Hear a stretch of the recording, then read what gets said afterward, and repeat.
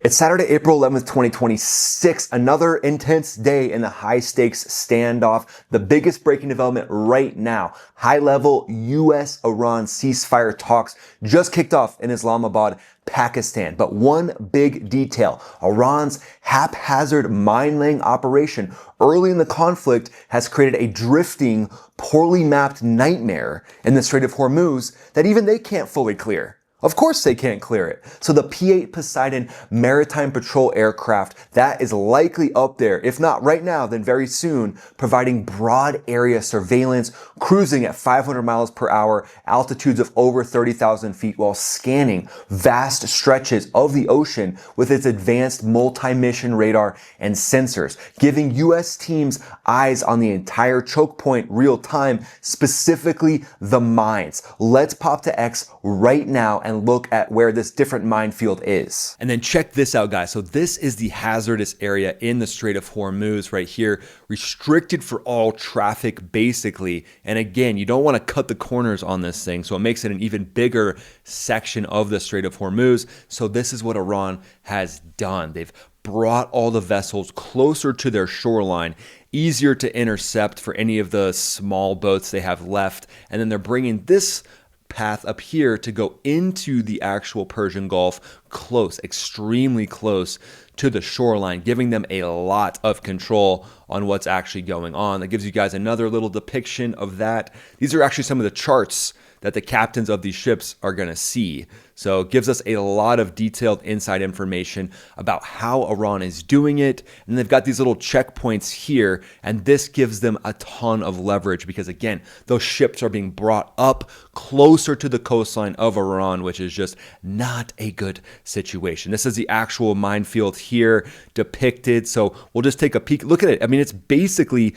bigger than half the size of the actual Strait of Hormuz. The minefield stretches from corner to corner about 52 kilometers. So yeah, that's going to make every captain in the entire fleet of all of the world's oil question, yeah, do I want to get close to that? Yeah, no thanks. About 40 kilometers across. So when you just think about the calculus of, do you go near this minefield?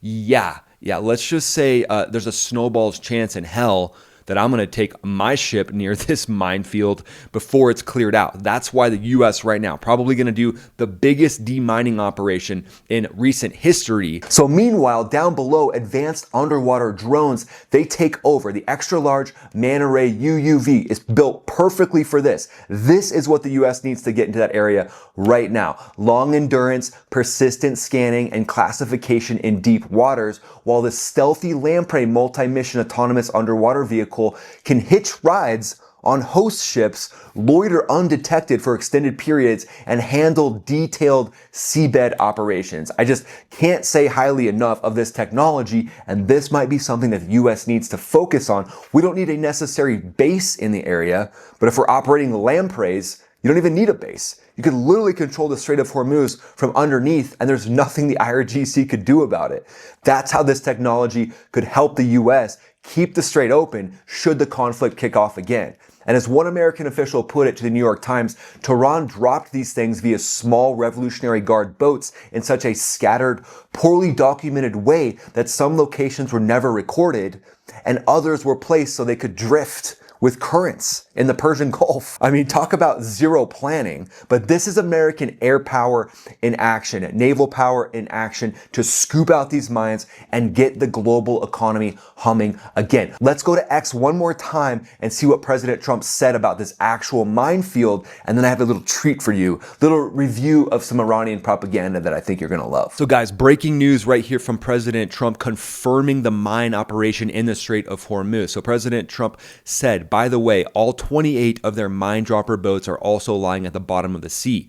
We're now starting the process of clearing out the Strait of Hormuz as a favor to countries all over the world, including China, Japan, South Korea, France, Germany, many others. Incredibly, they don't have the courage or will to do this work themselves. Very interestingly, however, empty oil-carrying ships from many nations are all headed to the United States of America to load up with oil. Wow, boss move, getting all these different nations to come to the U.S. and buy from the US and then confirming this mining operation that we're going to break into in this video, confirming that it is taking place, high stakes operation to get all these mines out of the area. We know the US delegation has arrived in Pakistan. You can see JD Vance there as well. And we know the Iranians have arrived as well. So talks are taking place right now, but I thought this was very interesting and you would want to see this. This is IRGC. They're not stopping the propaganda, by the way.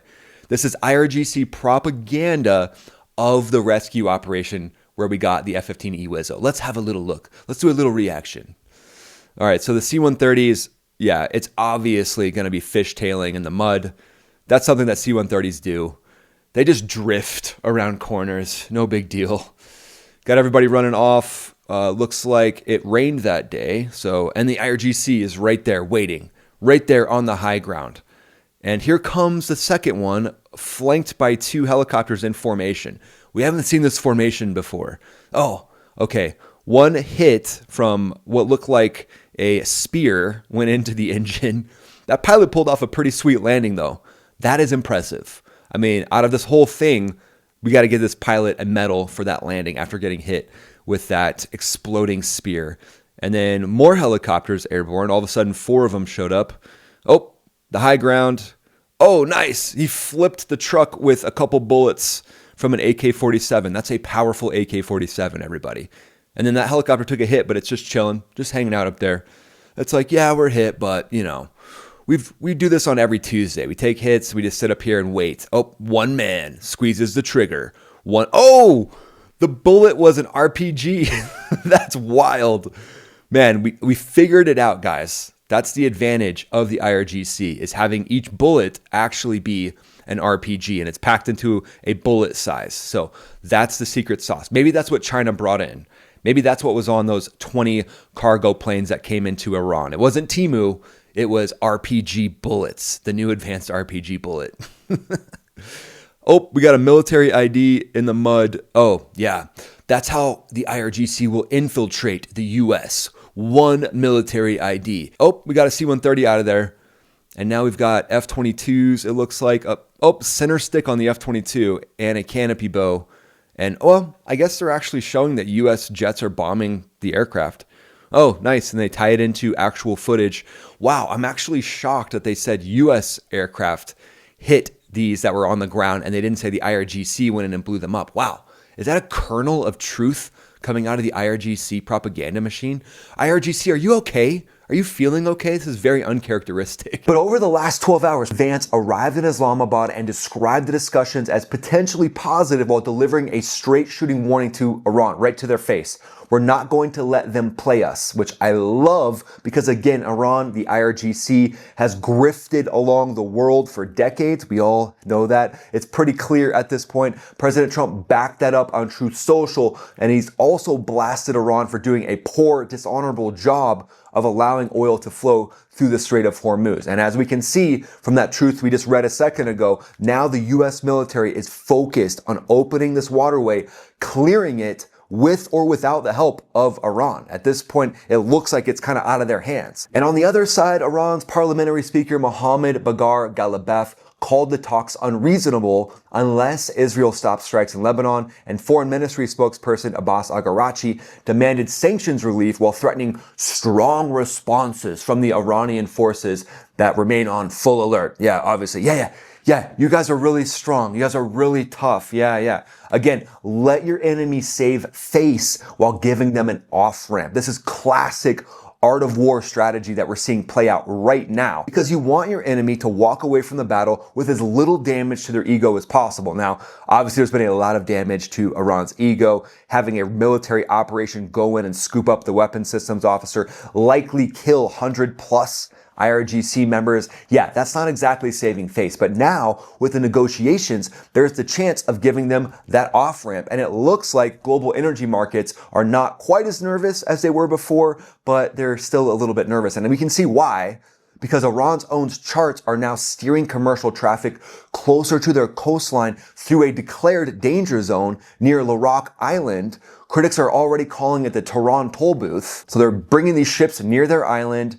They're using whatever they have left to harass these ships and potentially collect a toll as they pass. And that also puts these ships in easier targeting range if things heat up again and Iran wants to strike the ships.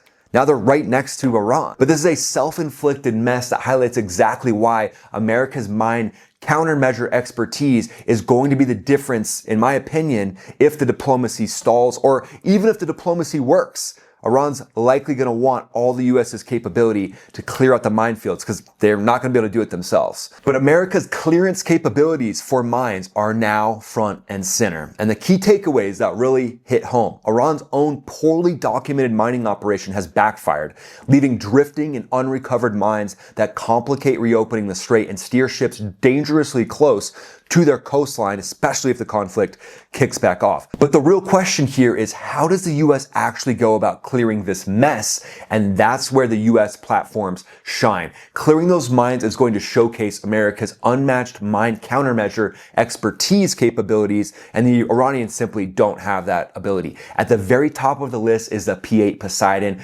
maritime patrol aircraft providing broad area surveillance and initial detection from the air. Cruises at over 500 miles per hour, combat radius lets it loiter for hours while feeding real-time data to the teams on the ground and even feeding data under the sea. Underwater, advanced unmanned vehicles can take the lead here as well. If they're in the region, the Manta Ray could be one of the ones that helps with the ISR under the ocean. That's an extra large underwater unmanned vehicle, or UUV for you acronym lovers. It's built for long endurance, persistent scanning and classification in deep waters, operating for extended periods where manned assets can't easily go. The stealthy Lamprey multi-mission, don't forget about the Lamprey, that's the guy she told you not to worry about. Autonomous underwater vehicle can hitch rides on host ships or submarines, loiter undetected, and support detailed seabed operations or disruption tasks thanks to its smart rechargeable design and sizable payload bay. This thing sticks with anything it wants to. It's basically the maritime underwater version of a Stage 5 Clinger.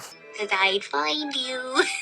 On the surface and in support, independent class littoral combat ships, or LCSs, carry towed sonar arrays like the AQS-20 for high-resolution mine hunting.